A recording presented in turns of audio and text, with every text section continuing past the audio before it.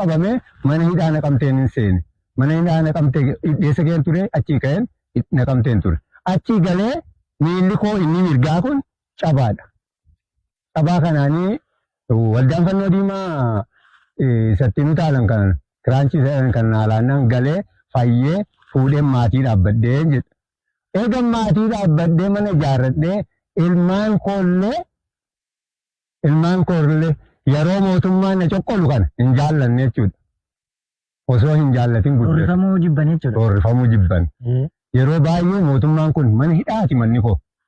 Isuma amma qabsoo jalqabne kana jaallaggasee wajjin utuu geggeessinu irratti hidhameen ture.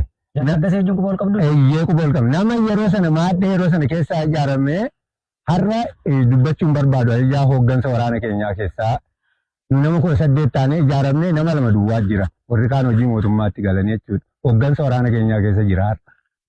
Nu nama 18 keessa isaan nu lamaan tafe. Kana booda ilmaan koo kuni barnoota osoo baratanii hidhamuu koo kana jibbanii gurmuu kan jedhamu bahee waraana bilisummaa Oromoo argee waraana bilisummaa Oromoo ta'e. Gurmuun waraana bilisummaa Oromoo keessa? Eeyyee. Eega sanaan booda gurmuun hin bahe silumaayyuu mootummaan kun nan jaallatu waan ta'eef obseenis gurmuu waliin baate. Obseen obboleessuma gurmuuti. Eeyyee. Shamarran jechuudha. Shamarran. Eega kanaan booda anaa fi warraaqsaatu manatti hafe. Anaa warraaqsaan gaafa hafnu nu kurkurse mootummaan. Nu kurkursina anaaf warraaqsaan immoo ani haaromsa haaraan fudhadhe warraaqsaan immoo amma dhaqee leenjii galee nu nama 3 ilmaan 3 anaa wajjin 4 jechuudha qabsoo bilisummaa. Maatii tokko keessa nama 4? Nama 4. Gurmuu, abbaa gurmuu fi warraaqsaa obsee. Sin 3 taatanii amma qabsoo mooraa qabsoo bilisummaa Oromoo? 4 anaa wajjin. Leenjii waraanaa fudhatanii moo dirreerra jirtu? Dirreerra. Hedduu kan nama ajaa'ibu. Mee gaayyee maatiin keessan yookaan manni keessan hoogaa haala akkamii keessa jira? Manni koogaa inni dhugate. Maal dhugate? Mootummaa Abiy kanatu mootummaan Abiy kun ilmaan kun eegii namichi kun ilmaan fudhatee bahee maatii ishee hafte immoo minaan kana nyaatannaan minaan wanta jiru mana inni itti gallu qorqorroo maal wanta hin jiru waan kana irratti lakkaa'uun qabu isa danda'e mana jireenya tokkoo beekta gubee balleessa. Egaa kanaan booda maatiin badanii jechuudha. Isa badanii hawaasi Oromoo jaalala waliin qabnu mana buusanii ijaaranii fi mana ormaatti galtee jirti jechuudha. Ilmaan kanan gadafanii jechuudha. Meegaa qabsoo bilisummaa saba Oromootiif geggeessitan keessatti umurii dargaggummaa keessanirraa qabee aga maatii keessanii wal gurmeessitanii gara mooraa qabsoo bilisummaa Oromootti haga manni keessan diigamutti waa hedduu waa bayii jireenyaa qabsoo kana keessatti dabarsitan kaasnuu kaasuu jirtu waan itti gaabbitan qabdu. Maalitti kan gaabba osoo hin gaabbe ilmaan isaa namni abiddatti qottu waliin deemnaa deegala abidda rasaasa beekta kun abidda kanarraa namni hafu jira. Waan inni yeroo sana ammaanaan ammayyuu ilmaan itti guddifanna. Maaliif uummanni Oromoo waggaa dheeraa kolonii jalatti kufe. Kolonii jalatti isa kufe awwaa Oromoo baradhe.